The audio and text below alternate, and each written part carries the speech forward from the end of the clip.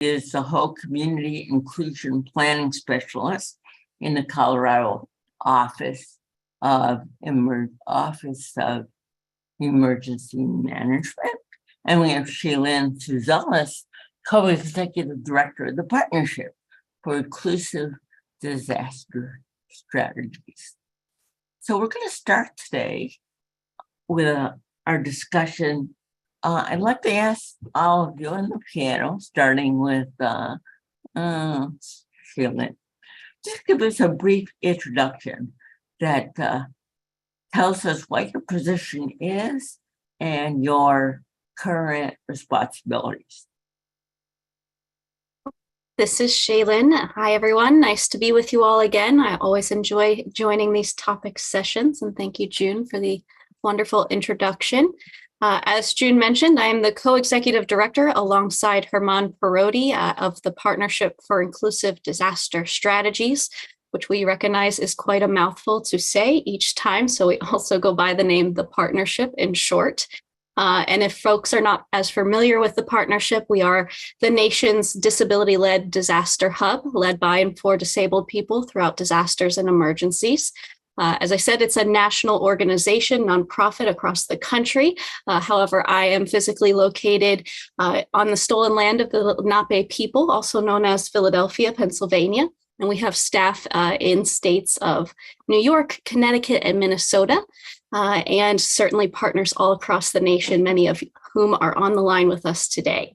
My role at the Partnership is, well, making sure the Partnership rolls along, I will say, and keeping things afloat and moving. I focus a lot on the coordination and management of administrative responsibilities, which are not always the funnest activities for folks.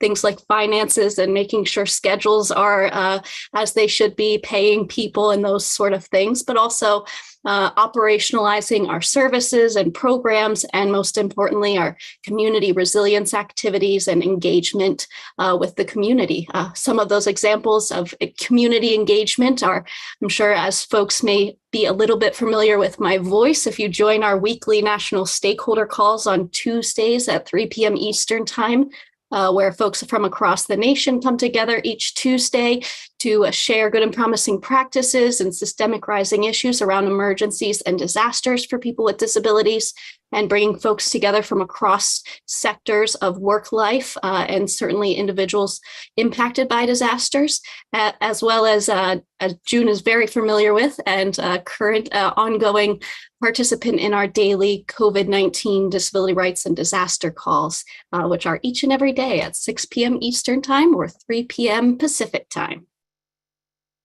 Pass it over to Sadie. Hi, thank you for having us. I'm Sadie Martinez. I'm the Access and Functional Needs Coordinator here for the state of Colorado's Office of Emergency Management. What I do here is I help our local communities and across the state to other state agencies, as well as all the way down to the local communities to learn about the Access and Functional Needs Resource Framework. I also include, I'm including as a coordinator and trying to build future regional planning specialists or staff that are looking at emergencies and disasters and help support our emergency managers with the access and functional needs inclusion across Colorado. And then we also partner and resource and promote and strengthen inclusive whole community planning in Colorado.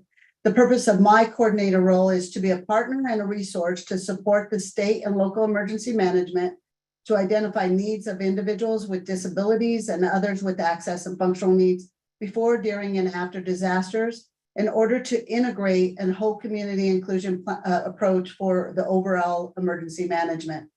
I utilize a whole community approach by offering training and guidance to emergency managers and planners, disability advocates, and other support service providers responsible for planning for, responding to, or helping communities recover from disasters. We do this with offering newsletters. We offer trainings We offer monthly meetings across Colorado, and then other states sometimes join us on that. We meet every third Thursday of the month from 2 to 3 p.m. Mountain Time. And then we also have a national sync up so we can learn from best and promising practices from other states to learn how to support our local communities and giving them the resources, which we consider resources are people, places, and things that help ensure inclusion of people with disabilities and access and functional needs. That meeting is the fourth Monday of the month at 12 noon Mountain Time. And so that's how we support it. That is what I do. I'm going to hand it over to Tim. Awesome, Sadie. Thank you so much. My name is Tim Mann. I am the Colorado Access and Functional Needs Whole Community Included Planning Specialist. And essentially what I do, where Sadie coordinates, I am the person how-to resource for our local and regional county level emergency managers. And I am really helping to bring that shared language and connect that bridge in between, wow, I'm an emergency manager. I have all of these people that I need to take care of. How do I do it? I get to work with them in one, figuring out what language everybody's using and get that bridge connected, and then being able to actually show how we can meet those statutes where people aren't being left behind and ensuring that everybody's able to get access to those resources. And I would just expand on that. We're able to help people move to a commitment process of whole community inclusion instead of just looking at it in a compliance role. So we're that how-to resource. And we always offer a lot of our trainings and opportunities and a hybrid opportunity to ensure that we are meeting any changes, making sure that people who might have some health accommodation needs are still able to participate in a virtual platform, even though we're in a in-person meeting. We do that by making sure we have the thing resources that make that work. Today, Tim and I are in the same office, and that's why the microphone is coming from one. But the resource that we're using from that is able to hear anybody that was in this room, even if it was a large room, in an equitable manner. And so, and we just want to be able to welcome people to exist in the space that is most comfortable for them, whether it's in person or in hybrid. And especially, we just came through a strong response to a pandemic. And we want to make sure we were doing hybrid opportunities before that disaster happened. We did it during, and we're going to keep continuing it afterwards so that we could ensure people still have access to participating no matter what changes that come from administration or wherever. We're all about helping people exist in the space that are most comfortable for them. Okay, well, thank you all. I need to ask the captioner if you could put the street text link into the chat.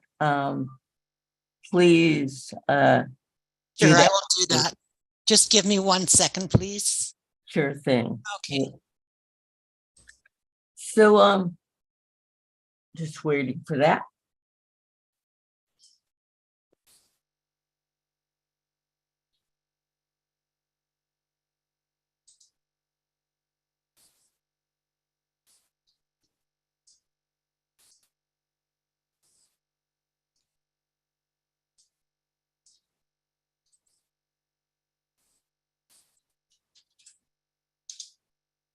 There it is. Oh, great. It's there now. Thank you. Welcome. So, we're going to move on. The next question is, and Sadie, you started to answer this already, but, what's the big deal here? Why are hybrid meetings so important? Why? So we'll start with Shailene again. This is Shaylin. I'll first start by saying, the concept of hybrid meetings is similar to what it sounds like, a hybrid version of an in-person meeting and a virtual meeting. Right now we are all virtual in our virtual spaces at our homes, our work, and on the computer logging in. And we are now in this virtual space together, whereas a hybrid meeting is bringing the concept of both an in-person aspect and the virtual room, which we're all a part of right now. And I'd say why they are so important is certainly, as we think back to times before the pandemic, we were all a lot more familiar with the concept of being in person and having to travel, maybe long distances, to get to meetings, to network with people, to get access to certain types of resources or information.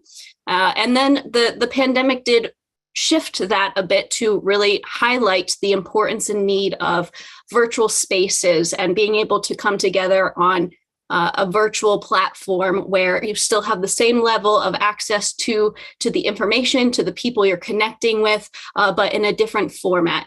And now that folks are starting to unwind, if you will, as they say, from the pandemic and start moving back towards the concept of in-person gatherings and meetings, it's really important that we continue to think about the virtual aspect and the really important ways that it has included people from all walks of life, whether you're a person with a disability or not, to be involved in that meeting space.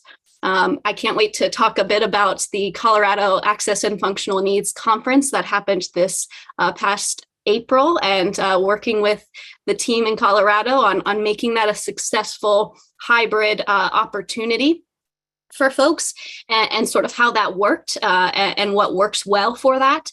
But it's the importance of a hybrid meeting space is one, that it's more inclusive of everybody, and it increases your impact and your reach. So not only are you getting those folks that want to come in person and network in person and learn from each other in person, which are all very valuable pieces and sometimes is a preferred method for folks, but then also it really increases the impact and the reach of the whole community by opening that to a hybrid version that allows folks to join from all areas. Just looking through the chat, we are all in different states from across the country, and it's so neat to see that we can all come together in one space. And when we do those in-person events, it's even better to be able to see that impact in person and also virtually across the country or the world, depending on your audience. Sadie. Thank you. Yeah, so what we've learned on why they're so important is people exist in spaces in different ways. And so we like to be able to offer that opportunity so that we can learn what we don't know, because we don't know, for people that would normally not be in attendance because of whatever reason, and being able to operate in a hybrid opportunity, they don't have to even self-identify what those issues are. So it's a more of a dignified and respectful way of being able to reach community and also get to learn what we don't know, because we don't know. I see a couple of people on the call from our Colorado partnership here, and we were doing some workshops across Colorado, and some of them were not able to make it because of weather, because of how far the travel is and not being able to travel that long. And they were still able to participate and give us a voice to learn from their opportunity, which did not keep them from coming and being part of the conversation. And so being able to learn what we don't know because we don't know, it also helps us meet our accommodation requirements, right? We're able to ask for accommodations and be able to meet people where they're at, which also supports and meets our legal obligations, such as Section 504, right, of the Rehab Act. We're actually demonstrating how to do this that supports all of those legal requirements tied to that, to ADA, tied to our aging laws and our civil rights, civil liberties. And we're doing it in a way that's committed versus doing it in a way that, oh, we need to do this because check, we're meeting ADA or whatever. We're all a bunch of good people trying to do good things. We're just trying to learn how to do that. So we're demonstrating that, training it, and helping others learn how to do that. And that's why we think it's also important and bringing us all together here. If this was an in-person meeting, it would have taken away days of travel and cost associated. So this also helps those who have under economic resources as well be able to attend due to whatever financial barrier there may be. It may be reaching our people who are from isolated communities, such as our they're in geographic areas and cultural areas that don't support the environment doesn't support our cultural, and then even our isolation community members, such as our community members from the LGBTQ plus communities.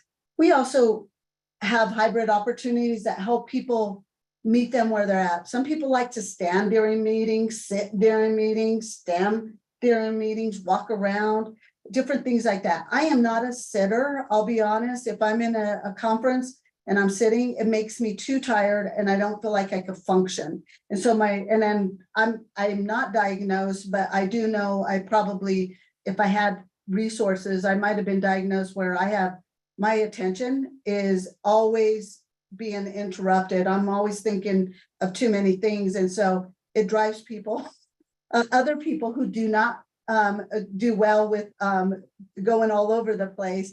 It helps support everybody to be able to be part of the conversation together. So that's what I would think why it's important for my role as a coordinator and guiding our program.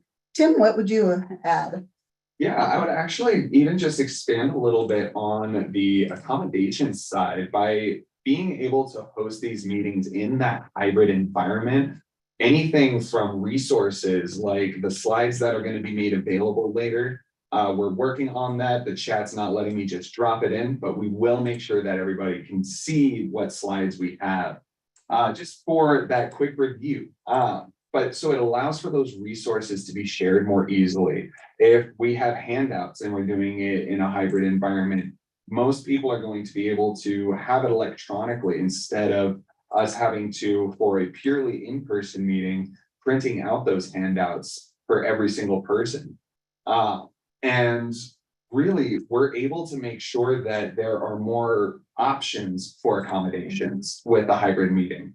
Because if it's just in person and we do have someone who needs like American Sign Language for interpretation, then we have to get an in-person interpreter, which is going to be travel, it's going to be dedicated time, and that travel is a big part of it. So with the hybrid meeting, especially if the person who needs that accommodation is going to be attending virtually, then we're able to use the virtual relay interpretation instead of that in person, which saves on travel. It can make it more convenient for both the interpreter as well as the person who needs accommodations.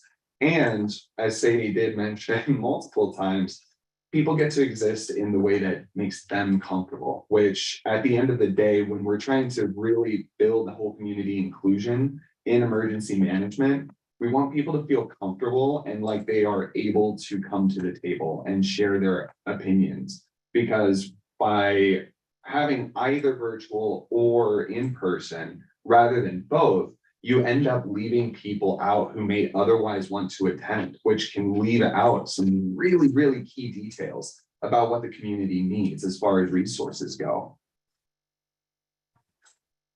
Well, you all kind of hit all the points here.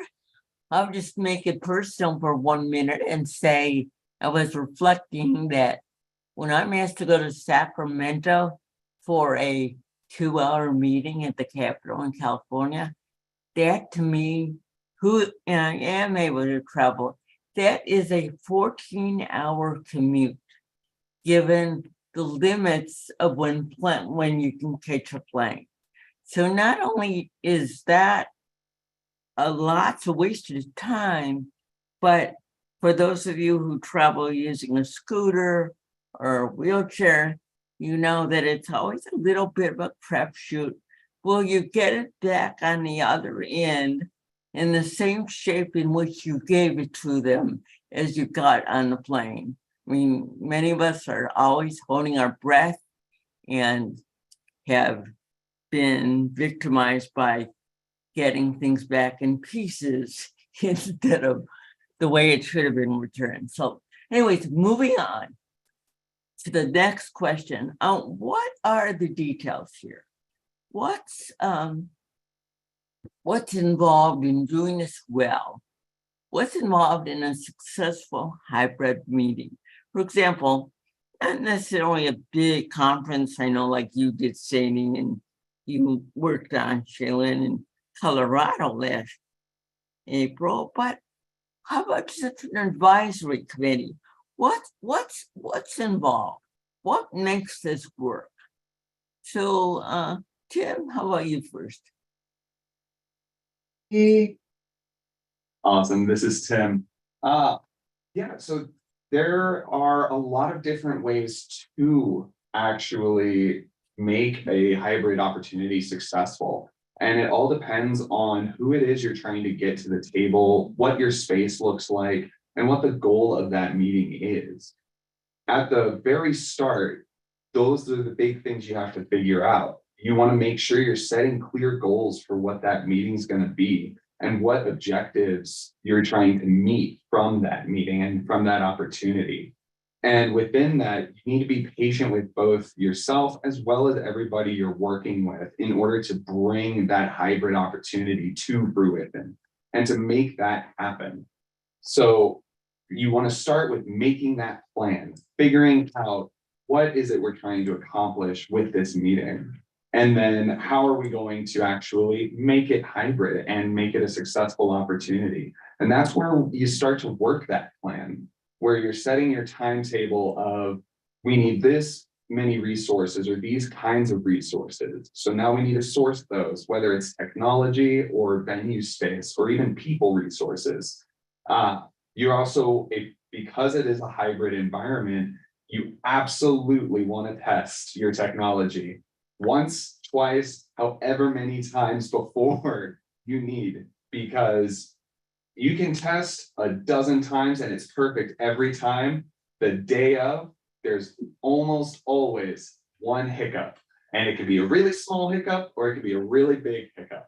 And it doesn't matter, because by doing the hybrid event and going through that testing, you're able to then see where in that chain does it break down. And then you can step in, you can pause the meeting really quick, because everybody needs to participate. And that's why the hybrid meeting is happening.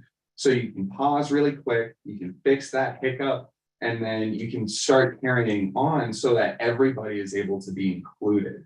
Whereas if you're in person and you have people in the back of the room who have spoken up saying, hey, it's pretty hard to hear, and then the technology completely breaks, you might be able to pause the meeting in order to fix that technology. It also is very dependent on what the goals of the meeting are, again. So the successful hybrid opportunity really comes from that planning, working the plan, testing that plan, and really making sure that you're developing your checklist from top to bottom or beginning to end on what is it that we need, what's our goal, and how are we going to get there.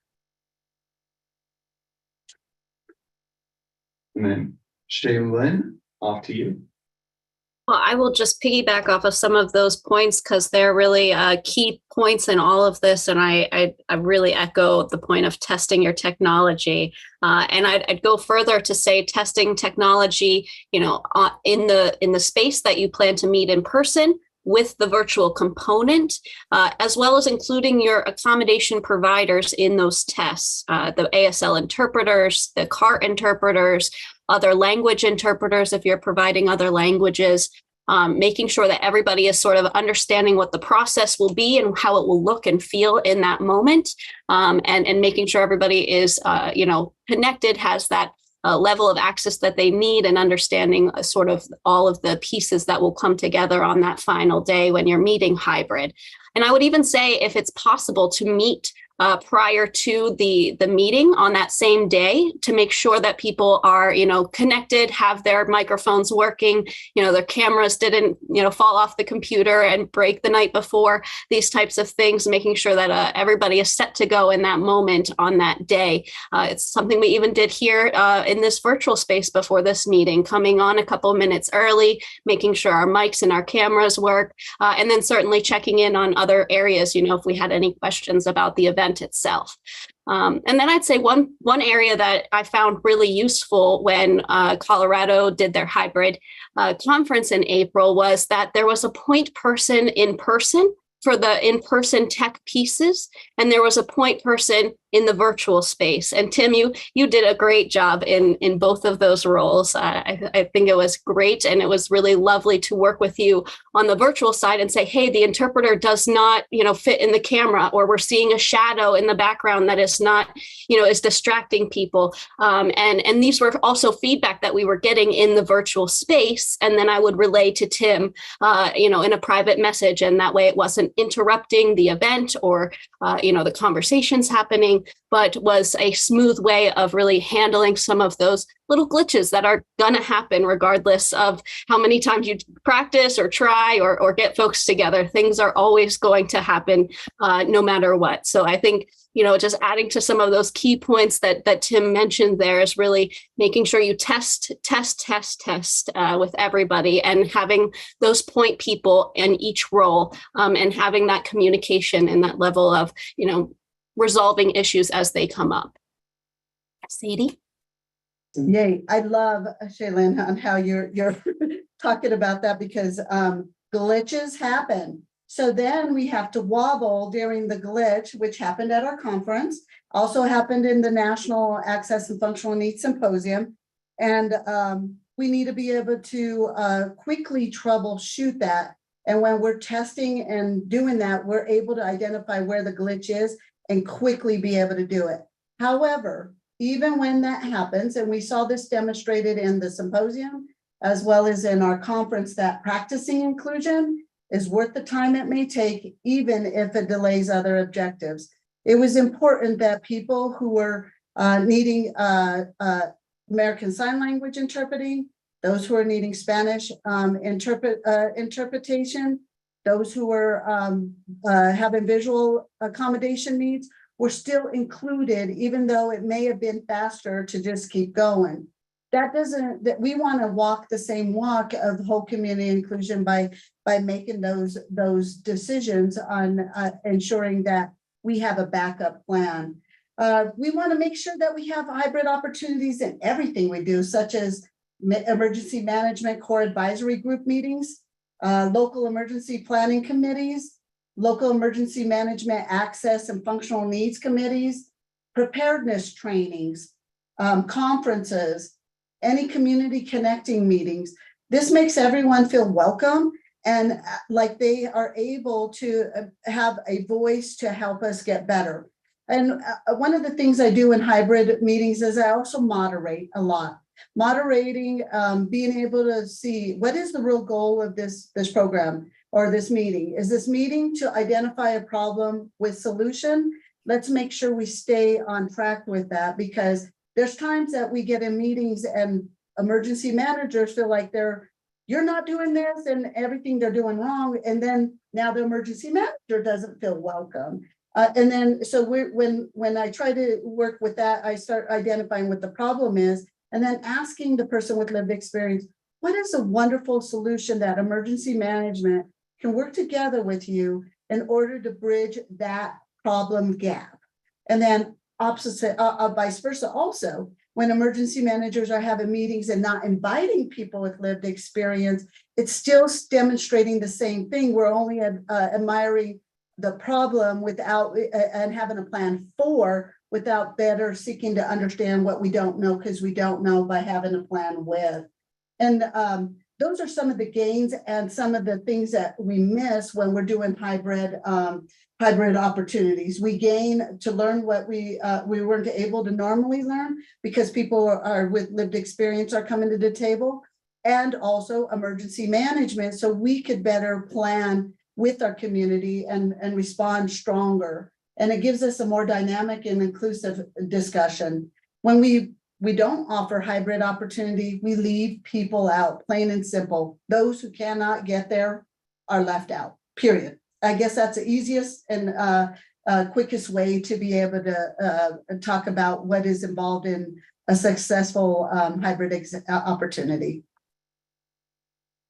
Well, you guys are knocking it out of the park here. I would also add as to Tim's point about checklist, my favorite book is the Checklist Manifesto, because we can never remember all the details involved in what we need to do. So, Tim, I've got two more things, man. Your checklist, I know we did them today at the beginning of this call, particularly for speakers.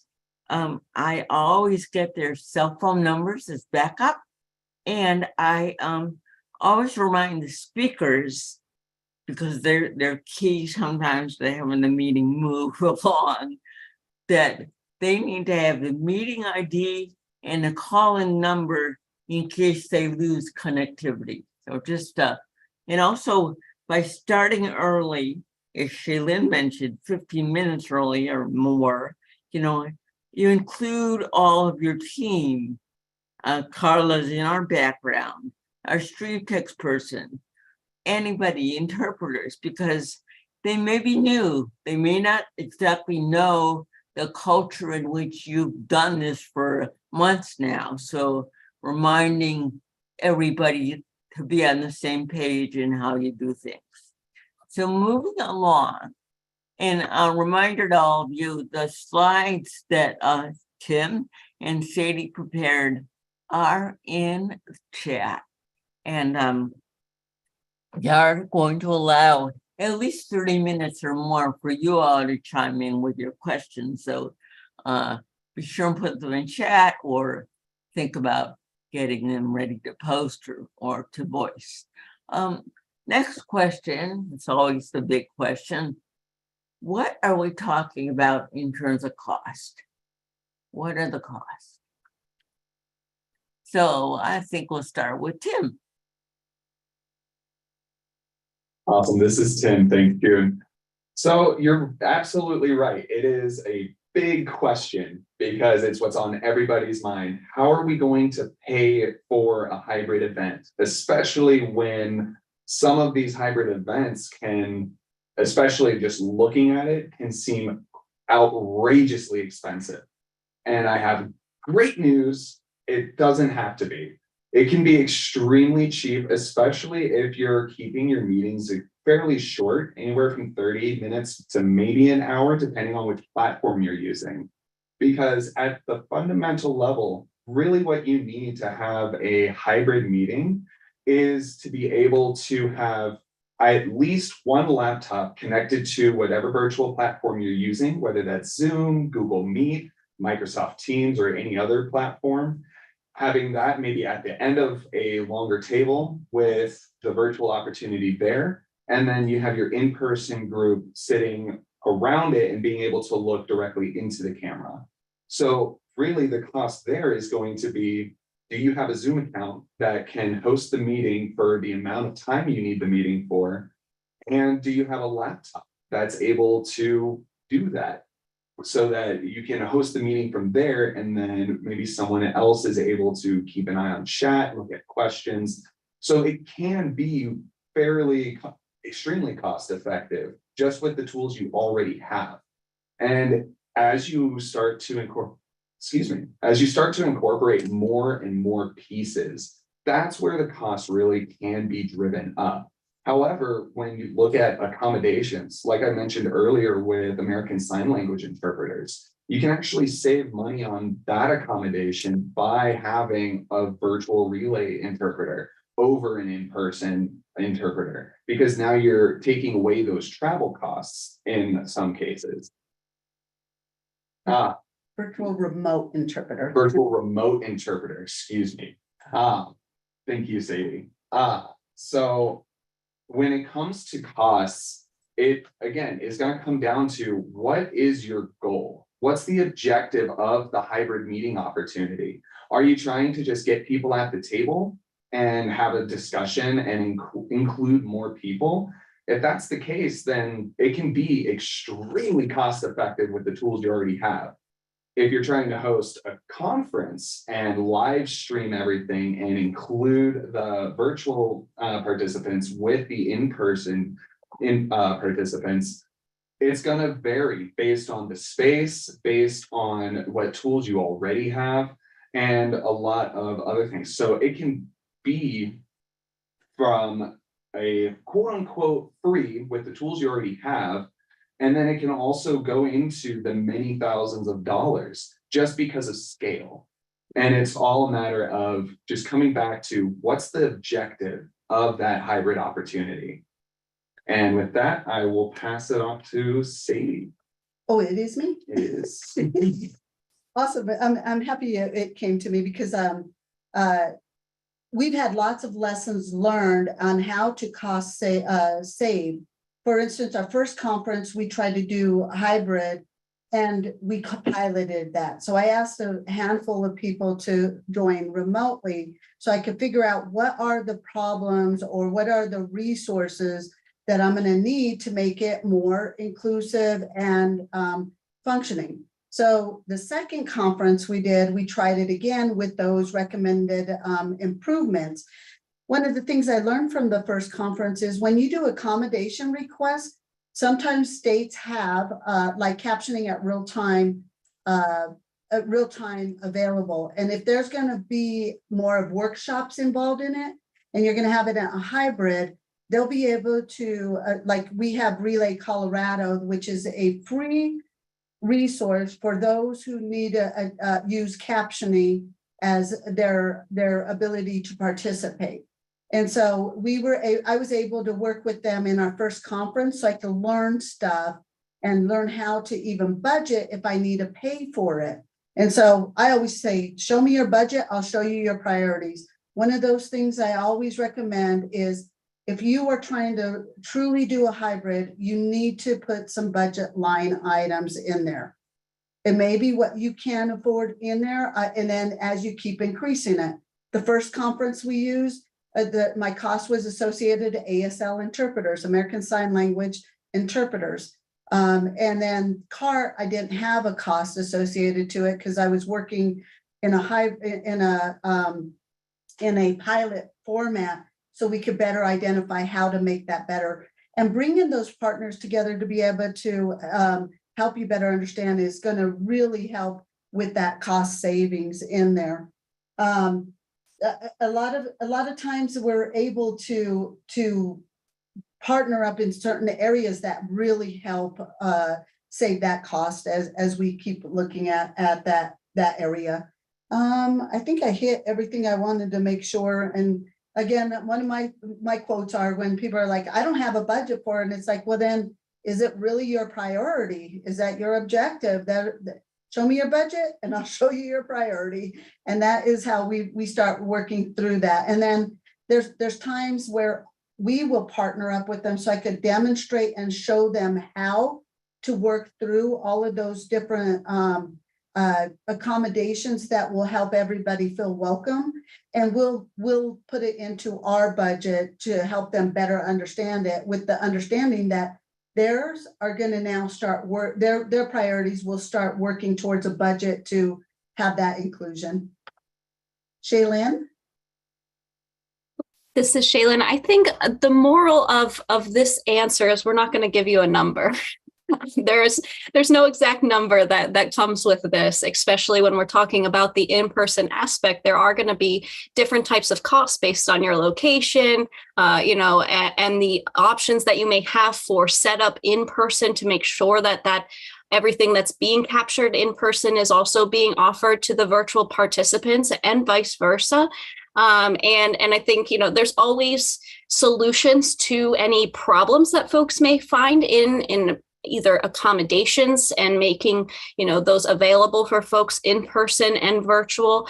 There's some different ways to go about that, whether you provide the interpreter in person and making sure that the camera is on them. So virtual participants also have that straight line access to the interpreter, or providing the interpreter, having them join virtually, as Tim mentioned, that can also be a cost saver, and also an additional way to get more access to additional interpreters by having them join virtually. There's that minimization of travel, and they only have to zoom into a Zoom link or any of your platforms that you may be working off of, and then projecting that interpreter in person onto a screen. So then it's about talking to, the venue that you're at and asking them if they have a screen to project on, if they have a projector, if there are microphones, to make sure that, everyone can hear not only in person, but then also the virtual participants can hear the in-person words that are being spoken and said.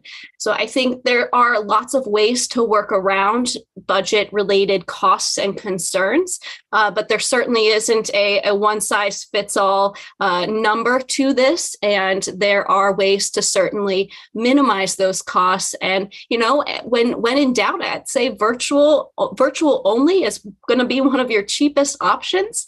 And that's just the reality of it, as we all know. So I think there's lots of ways to work around that. And Sadie, you put it very well, making sure that you identify what your priorities are and find the partners to help you meet those priorities, because we are out here and we're willing to help and support folks and each other.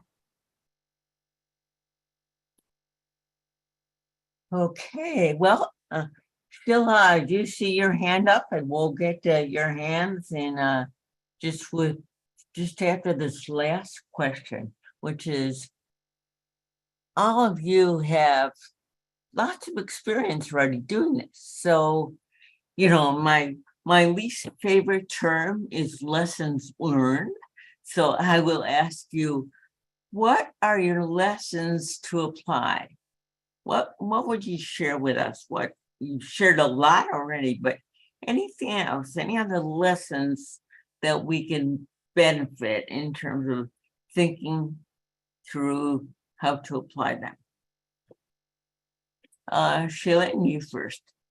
Well, this is Shaylin. I'll just sort of circle back on 2 points that I have made, but I think are really important. The concept of having a point person in the virtual space and a point person in the in-person space, making sure there's a streamlined mechanism of communication between those two people, and working together to resolve issues that are either happening in person or happening in the virtual space, and how to navigate that. As I said just a moment ago, making sure that microphones are available in person. I think that's one of the bigger things that aren't always thought about when we're doing in-person events. And then incorporating the hybrid is that, you have one computer set up, but we cannot hear, 50 feet away from the computer. So making sure that folks have that level of communication with both spaces.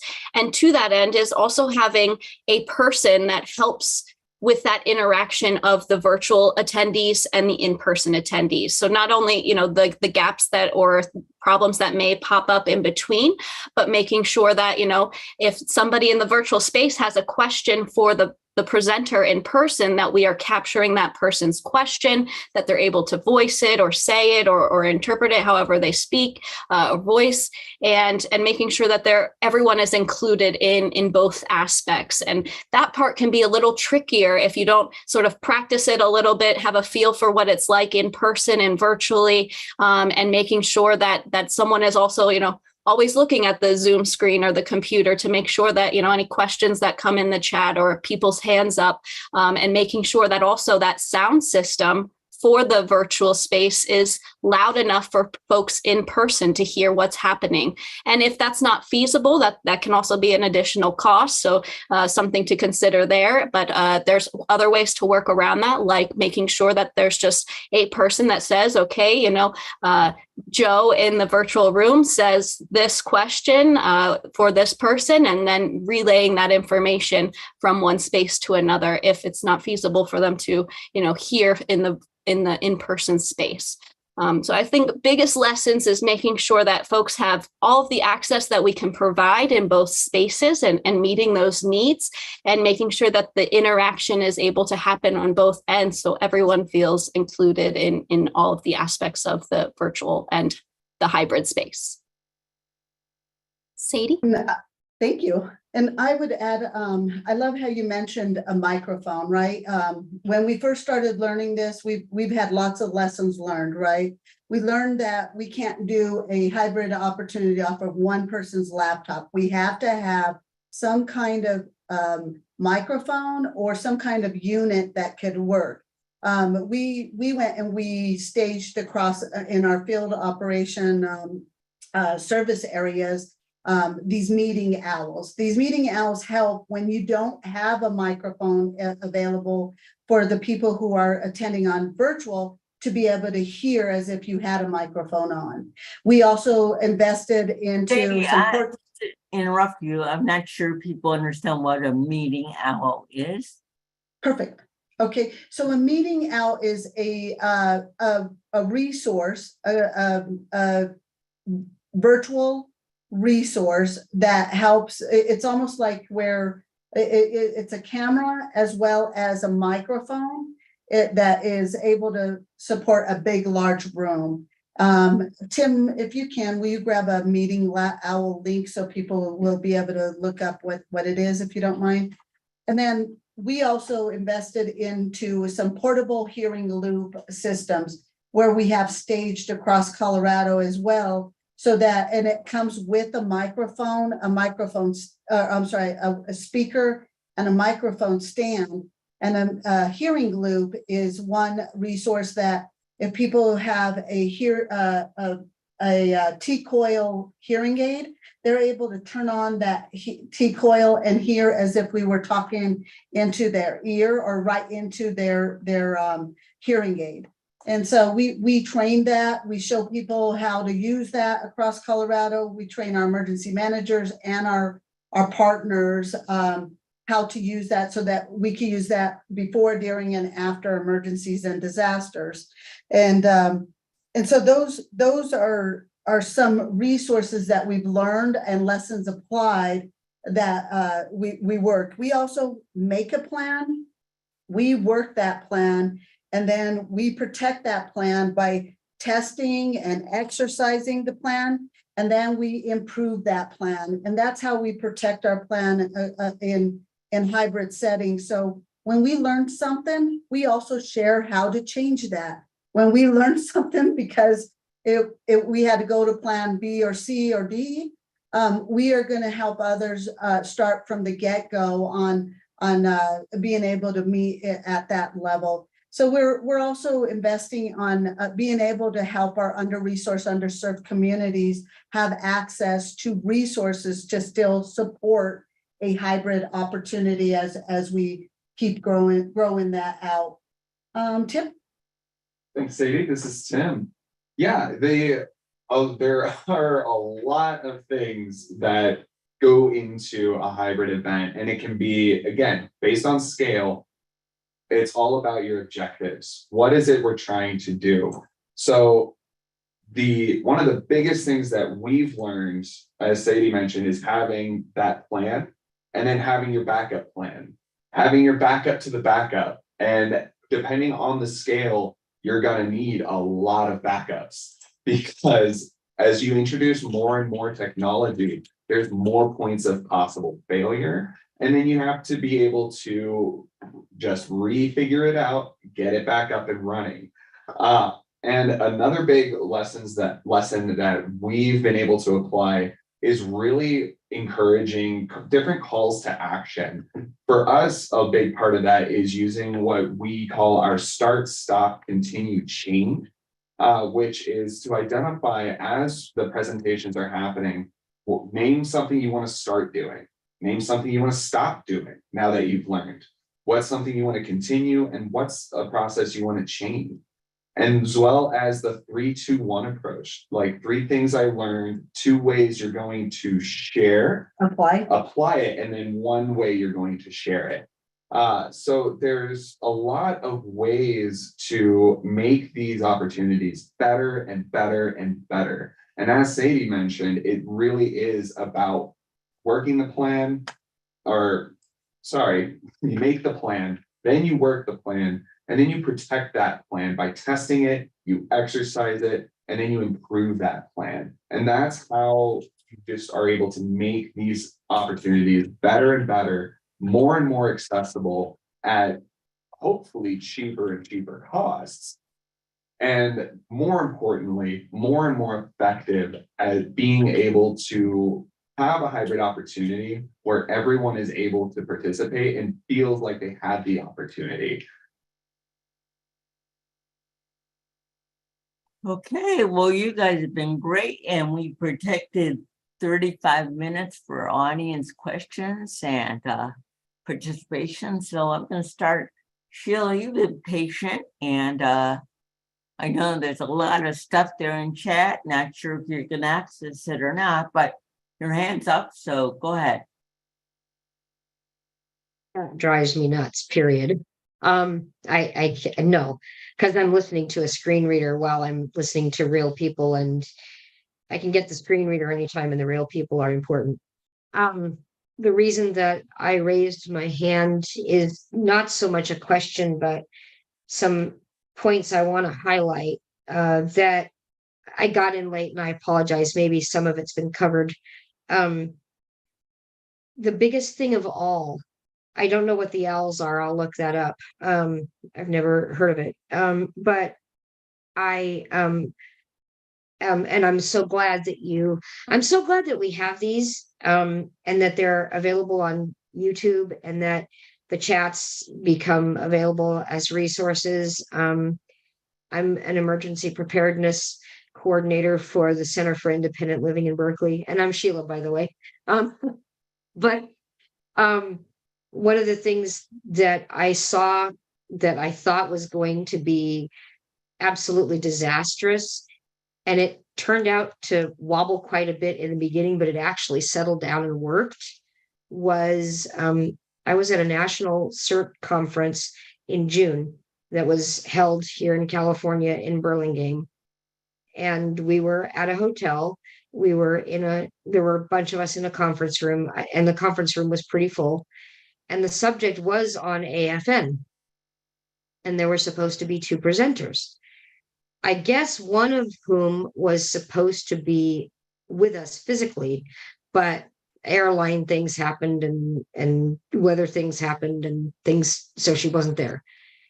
So there was some hem and haw and hiccuping, but what happened was that somebody's cell phone was used to get a hold of that person. And they literally held the phone up to the microphone. And I was like, oh my God, the fidelity is going to be terrible. We had folks who needed Spanish interpretation. I don't know whether ASL was involved or not, but I know it was at different parts of the conference. I just couldn't keep up. And I was terrified because I didn't think that people would get the,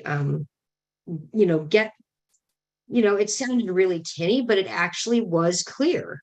And I was impressed. It was an iPhone, and I imagine that different phones would work differently, or better or worse. And so they held this thing up. What I knew from before, from many conferences attended and many Zooms and many hybrid events, is that you have to use a microphone like a talking stick. And someone raises their hand, that's great. Once they get the mic, they've got the mic until they're done. And then, they push it away from themselves in whatever manner. And then you move on. And I was I was so loud in the room because I'm like, because people were talking all over the room, and some of them had good loud voices and some of them didn't, but this was all being picked up by a little cell phone and being relayed to these two people. And then they had to figure out, they were on phones and they weren't doing anything with the slides. They were like, next slide, and just hoping things worked. They couldn't see what we were doing. I don't think we had a Zoom set up. I'm going to stop you. I want to just, those are really great comments. I wanted to just interpret and ask people with the abbreviations. AFN stands for what? Access and functional needs. Okay. But am I still unmuted? Because this thing is acting like I'm not. Yeah, I asked you to just kind of shorten up your comments. So what I guess what I, so this was an incredible thing that happened, but what I really wanted also to say is not only do the presenters and not only do the organizers of something need to do something and do a lot of things to prepare, and when you say prepare and protect and all, that's just like emergency preparedness plans, by the way. But there's a lot of stuff that the attendees need to know, and there's a culture that has to be there. And one of the things you guys have brought up that's really important is people need to be on board with we've got to stick together and we've got to include each other and we got to look after each other. If that doesn't happen, things get really bad really quick, and they may get frustrating anyway, but if you do that, then you're okay. If you Hey, well, don't, thank you, Phil. That was well said. yeah, And points about wobbling and pivoting and doing what it takes to deal with emergencies are very, very, well taken. And Tim, I'm hoping that all gets added to your checklist, which I am very anxious to see when it's available.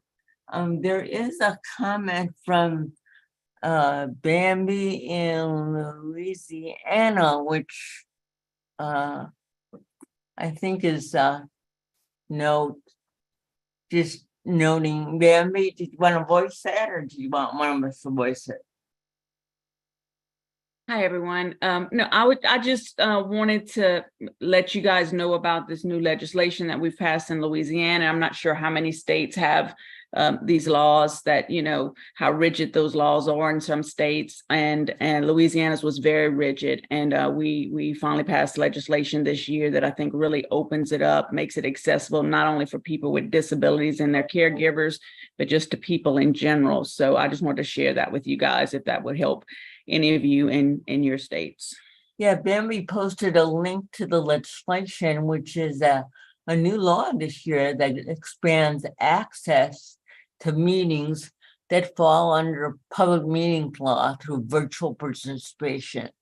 And prior to the law, public meetings law were very rigid in-person requirements. So specifically, it requires all public bodies to provide, upon request, remote participation to not only people with disabilities, but caregivers. And she put the link for the legislation. So thank you for that. I know that's something that California is struggling with right now. So Sadie and Tim, can you voice or just review some of the links that you put in chat so people know where to go for what? I know they're long links, but just tell people what they are. Perfect. This is Sadie. I did put in the accessible hybrid events best practices, and there's a checklist inside there. If you need that in an alternative format, please let us know. We'll drop in the chat my contact information or our access and functional needs email, where we could get that over to you in an alternative format. The other link that we have in there is where you could learn a little bit more about the meeting owls. We did drop in a PDF for the presentation and all the information that we shared today.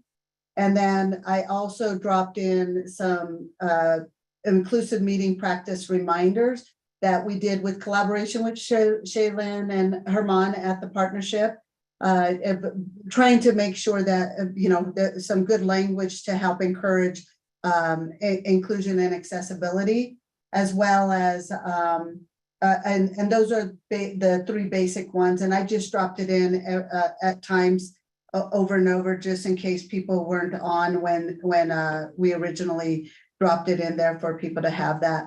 And so, yep, that's what we have inside the chat. And I just want to encourage that hybrid does start helping with the and reemphasize when I talked about that it supports meeting those ADA and protected class laws that are out there to ensure accessibility and inclusion. So hybrid really is really helping with that opportunity there. And Sheila made a point, and I will reinforce it. We often don't get to everything in chat because chat sometimes almost ignites and goes on fire, and you just can't get that all of the comments. But that's why it's often so important to post the chat in your archives. So just a reminder that that's kind of part of what we do to be inclusive too, because there's tons of resources in chat, and we don't get to voice them all. So just making sure that they're part of your archive process as well. So let's see. Danny had his hand raised. Yes, thank you. My name is Danny. I'm at the Service Center for Independent Life. I'm the Emergency Management Coordinator in Claremont. And something that was brought up to me about doing stuff for emergency training and stuff is like showing videos of the day after tomorrow and things that have like earthquakes, fires, or when the volcano erupted. I can't remember the name of the movie, but you kind of show the movie and then you talk to them about what would you do in this, and you know, if this were to happen, what would you do? What do you have available to you? And you can do it virtually, and it saves people a lot of time, but you can get a wide variety of people in that and give good training at the same time. And I didn't know if that was something, because you're talking about saving money, and this would be something that'd be a lot easier and cost effective at the same time. So I wasn't sure if anyone's done that or started that, because that's something that we're going to be starting here. That's a really good point, Danny. We actually did this on the call several months ago. We showed the film. I always get the title wrong. Cooked by Zip Code, I think. Mhm. I may butcher the title, but we did a Death by whole- Zip Code, June. Pardon? It's Cooked, and yeah. it's up underneath is Death by Zip Code. Oh, Death by Zip Code. Thank you. And it was very heat waves. So yeah, Danny, good point. Good point.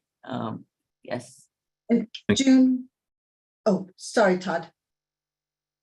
Or was that Danny? I'm sorry. June, we do have, for Danny, we do have an emergency program coordinator. That's at one of our Centers for Independent Living, Atlantis Community Living. And he is working on some emergency preparedness trainings that we could get you connected with. And then I do know when I used to work for the Independence Center, they were doing some emergency preparedness training, looking at the resource disruption framework of that too. So we could definitely get you hooked up with that partner. His name is Kurt Garrett at Atlantis Community Center. Kurt Garrett?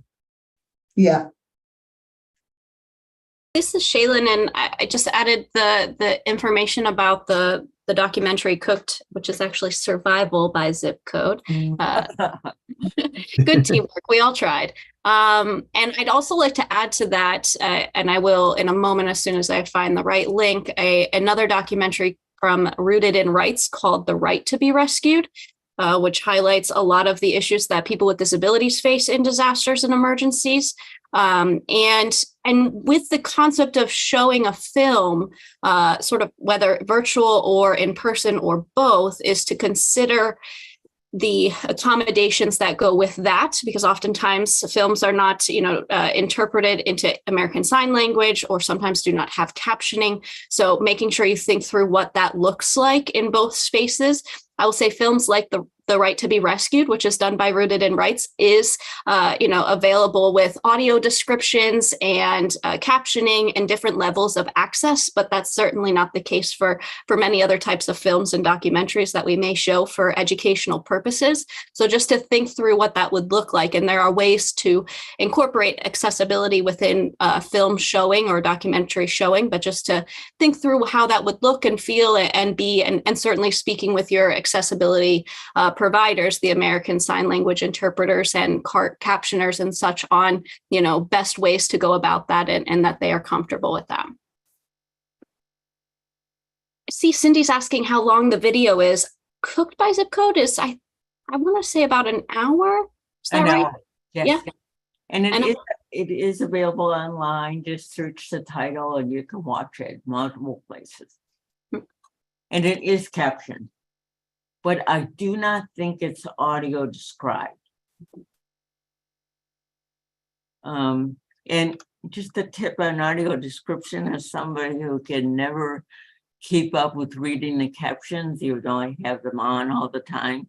I found that when there's a film that only has subtitles, if I turn on dub, it not only audio describes the film for me, it also reads all the captioning. At least in this case, it works. So.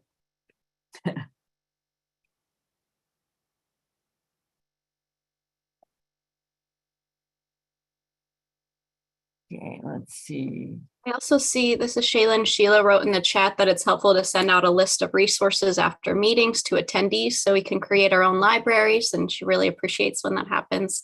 I definitely agree with that, Sheila, as well as I believe it was Ivan who mentioned earlier in the chat about making sure that your interpreters and captioners have as many of the materials that you may be sharing or speaking about prior to an event, so they can get familiar with our language, the terms being used, and sort of what the flow will be like for the event. And that certainly goes for all types of events, whether it's virtual only, in person only, or hybrid.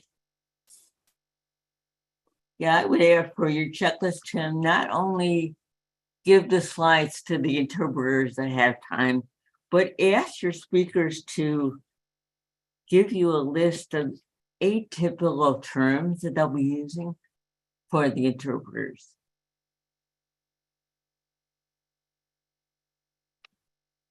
And sometimes, this is Shaylin, just to add to that, I see this more in the case of other languages when we're using, Spanish, for example, making sure those interpreters know how we say people with disabilities or disabled people, because sometimes in other languages, there can be many ways of saying that, and making sure that it's, in line with what the community and what, our culture is in that environment. And that can be very tricky, Shaylin, because I once was stopped by my Japanese friends who said, June, they're not interpreting what you said correctly, because I was talking about people who used electric on motorized wheelchairs, and the Japanese interpreter was interpreting it as people with disabilities get the electric chair. So it's like, no. So she stopped me. It was kind of amusing, but yeah. well put. Point well taken. Can I make a comment about sharing sound on presentations and films? Sure, go ahead. That's what I raised it for. Okay, so Zoom has a very robust share computer sound setup. It also has a feature called original sound, and that's complicated. I do not have a link, and I don't have the ability to do this and look up the link at the same time. But if you look up information on share sound in Zoom, the quick explanation I can talk is go into the share thing, like when you're going to share the screen, there's a checkbox that says share sound, and you check that box. Original sound has to do with Zoom's compression algorithms and whether they're used and how. That's a very quick definition, but I bring that up because and another thing that people need to know is there are different ways of making sound come through Zoom. But if you do it through the share screen way, someone like me, who, if I'm using my phone, my screen is actually not on, I don't care, I can't see it anyhow. But I have to turn the screen on in order to hear the sound that is shared. And the people, the attendees need to know that. That's another thing that we almost need a workbook for attendees or a Zoom thing for attendees. The thing is that like Google does not share sound reliably, and Microsoft Teams, don't get me started. I know they share sound, but it's awful. So I know that I know that's something that has to be considered by the presenters and makers of something, but it also, again, has to be something that attendees are notified about. Thanks. This is Sadie, June. Thank you, Sheila, for sharing that. Yes, those were some of our lessons applied. And it gets us every once in a while as well as we're like, uh-oh, did we make sure we shared the sound in there? So thank you for sharing that information. And we do, some of these virtual platforms are not as accessible or inclusive as the other ones. And so we're with you as well. We actually did research with our disability assistive technology partner, and she works for University of Colorado in Denver. And she actually helped us better identify, they did a survey across the nation to find out which platform was the most accessible. And so that's the one we normally will use as we send out any of our trainings or meetings or conference or any of those opportunities for hybrid events. So thank you for bringing that up. Shared sound was one of our first applied lessons. Sadie, is that study available? Because we do have lots of frustration with some government entities only using Teams. And as Sheila said, that can create for some real access barriers. This is Sadie. I would have to get with Julia Beams. That is our assistive technology statewide partner and subject matter expert to see if they have that study available. She did that study it was especially during the pandemic response, and that was in 2020 sometime. So, and that year, that 24 months of 2020 is very blurry to me. So I need to remember where that is, and I'll try to get with Julia to get that available for everyone. Yeah, and Carol and Sheila also mentioned that WebEx is not exactly a stellar platform to use either.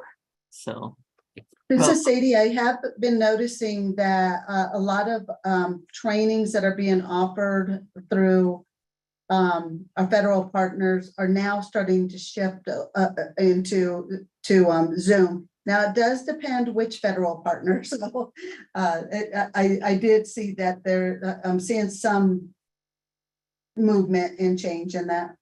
But I'm with you, WebEx. We've even moved away from that in we have some emergency management information talks that come from our director, and they used to use WebEx also, and they've moved because of captioning requests as well as ability to interact requests. I have a question for you all. On this call, in about 5 minutes, we put up a poll just to get some quick feedback. Are those polls accessible to everyone? This is Sadie. Great question. Every time you ask me questions like that, I have to bring people with lived experience to help me find that answer with those polls. And with that, I also serve as an Access and Whole Community Inclusion Caucus Chair for the International Association for Emergency Management. And these kind of questions have been coming to our caucus a lot. And we are so gifted to have people with lived experience who use the JAWS or accommodations or technology for people who have loss of vision.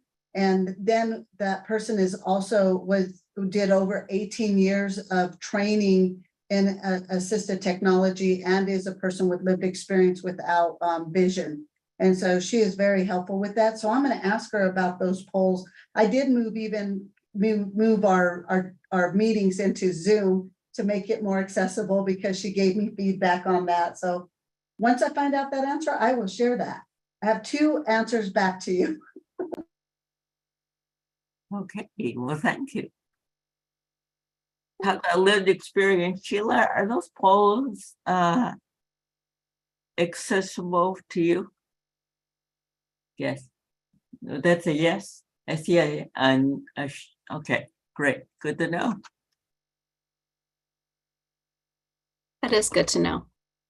Sorry, I can't do 2 things at once. I just put a thing in about a couple of other screen readers, and I can't remember the name of the last one. I wrote Dolphin. That's actually the speech synthesizer.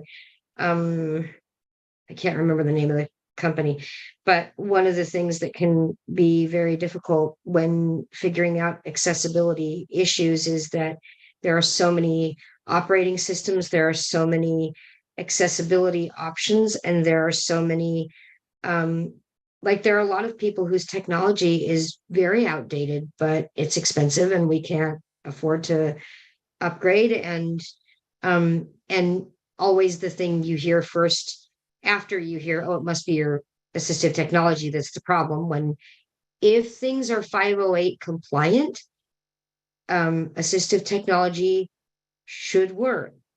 If it doesn't, then yeah, that's the problem of the assistive technology. But is your stuff really 508 compliant? And if you use these AI things like Accessibility that tell you you're compliant when you're not, that's a problem. State websites in California like CalWIN that are very important for Medi-Cal and CalFresh and things like this are not accessible. And it boggles my mind. Point. June, this is Sadie. In Colorado, they just passed legislation as well, is that all of our federal and state governments and city governments have to make all of our documents and websites 508 compliant by July 1st of 2025. Otherwise, there'll be direct fines that don't have to go all the way up to DOJ. Direct fines for each document that's not accessible, which is a $3,500 fine. So people are coming to our emergency management and other governments are coming and going, hey, how do you make these compliant?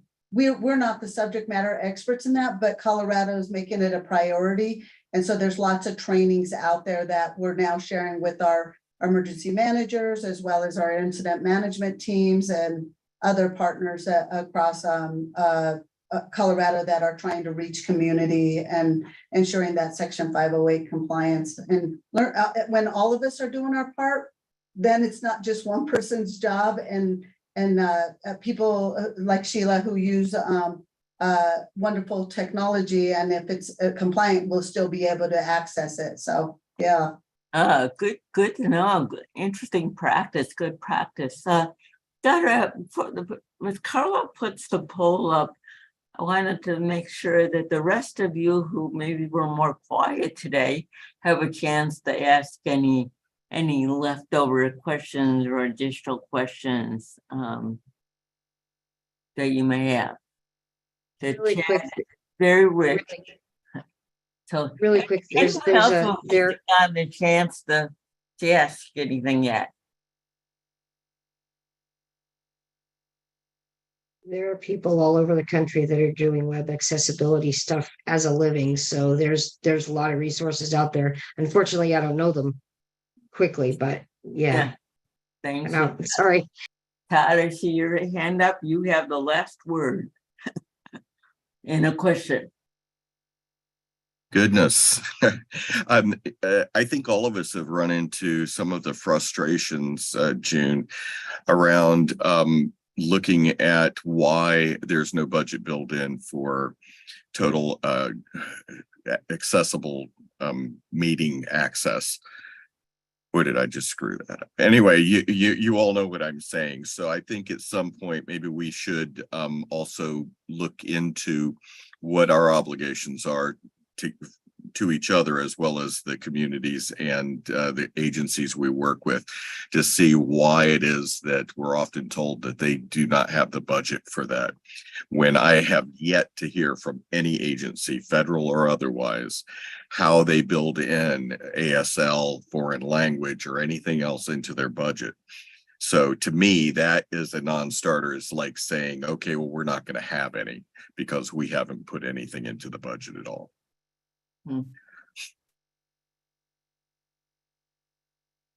Thanks, Ty. Good points. Carla, you want to put the poll up as we finish up? I want to thank our panel today. You all were not only engaging, but extremely thorough. I mean, talk about populating a checklist and more. Lots to think about. Thank you all. This is a very rich discussion, and I'm glad that it'll be archived and available for those who missed it on the CFILC channel.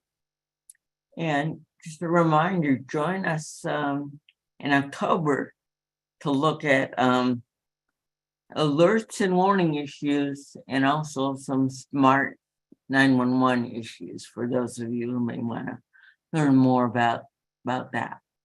So, any last words from our panelists? This is Shaylin. Just thank you, June, and everyone for joining and for your time and your input. And certainly, I know Sadie and Tim will feel the same. Don't hesitate to reach out to us. We're here to support each other, and that's what makes it work. So please don't hesitate to reach out at any point as folks are planning and preparing for your hybrid events. This is Sadie. Yes, we echo exactly what you're saying, Shaylin. I learned from you. We learn from each other, and I learned from all of anybody who participates in this. And Ivan, I saw in the chat that you bookmarked all your links. You should see my bookmarks. I always have it in like another folder of bookmark on section 504 or any of those kind of links there too. So I find that to be very helpful. And just a reminder, to give it Ivan's point, Sadie's point, if you look at chat and you look at those little 3 dots at the very bottom, if you click on those, you can save the chat to your computer. So rather than laboriously trying to cut paste all these great links, you can have the whole thing by just clicking on those 3 dots and hitting save chat. See, we have one more hand up, June. Sure, go ahead, Libby, thanks. Libby?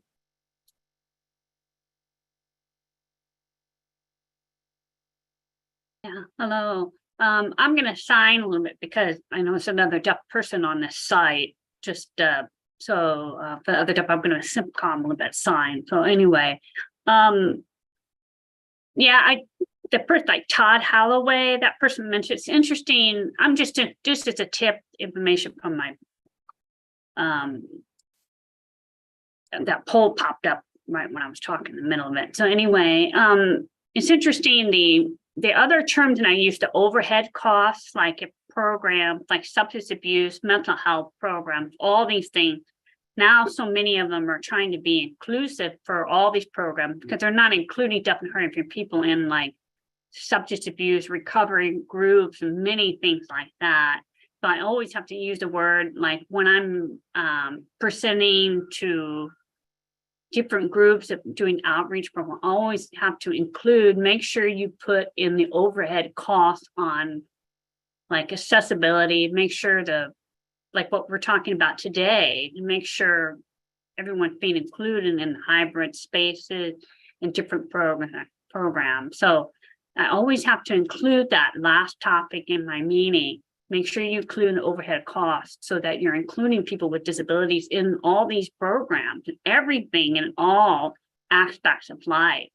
It's just kind of like people are forgetting that, including that in their budget, the budget line item, so including disasters. So it just seems like it, you know, the ADA is still going on, but still we have to remind people continuously. So anyway, I just wanted to share that because I'm just noticing now that I have to add that topic in all of my presentation. Just, yeah, Good thank you for this, for sharing this things related about hybrid spaces. Appreciate it. Thank you.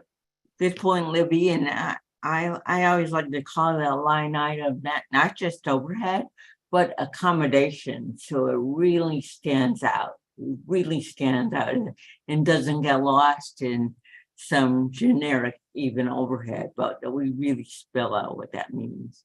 So let's see, it's 12:01. I guess the speakers should just stay on for just a short debrief, but thank y'all for joining us today, and see you in October.